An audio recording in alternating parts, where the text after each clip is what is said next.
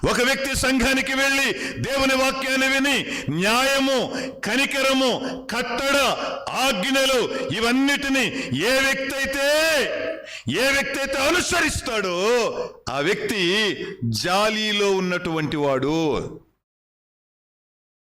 జాలీలో ఉన్నటువంటి వాడు. కళ్ళు తాగుదామని పిలిచిన వాడు రాడు. బీడీలు సిగరెట్లు తాగుదామని పిలిచిన వాడు రాడు.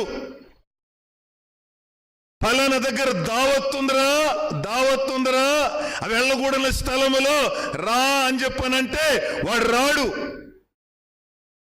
పార్టీ చేసుకున్నావురా, మేము మందు తాగుతాము, నువ్వు మందు తాగుద్దురా, నువ్వు థమ్సప్ తాగురా అంటే నేను రాను అంటాడు. వీడికన్నీ కూడా ఏమున్నాయంటే ఆజ్ఞలు, కట్టడలు, దేవుని వాక్యం గుర్తుకొస్తా ఉంది. నేను అది చెయ్యను, నాకు అది కుదరదు, నేను అక్కడికి రాను, నేను అలా ఉండలేను.